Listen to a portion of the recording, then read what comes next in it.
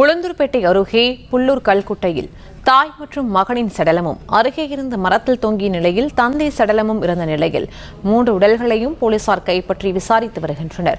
கூடுதல் விவரங்களை செய்தியாளர் ஹரிராஜன் வழங்க கேட்கலாம். ஹரிராஜன் வணக்கம். இந்த சம்பவம் தொடர்பான விவரங்களை பதிவு பண்ணலாம்.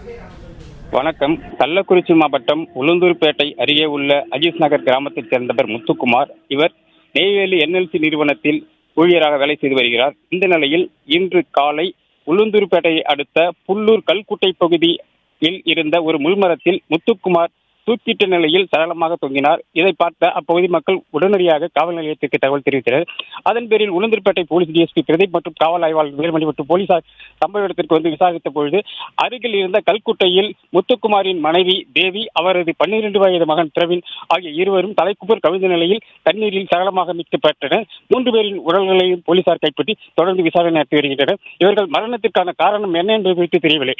மேலும் அருகில் நிறுத்தப்பட்டிருந்த முத்துக்குமாரின் இருசக்கர வாகனத்தை போலீசார் பறிமுதல் கைப்பற்றியிருக்கிறார்கள். மேலும் அந்த கல்குட்டையில் 6 அடி அளவிலே தண்ணீர் இருந்ததால் குதித்து தற்கொலை செய்து கொள்ள அவசியம் இல்லாத நிலை, அதை கொலை செய்துதான் இருக்க வேண்டும்.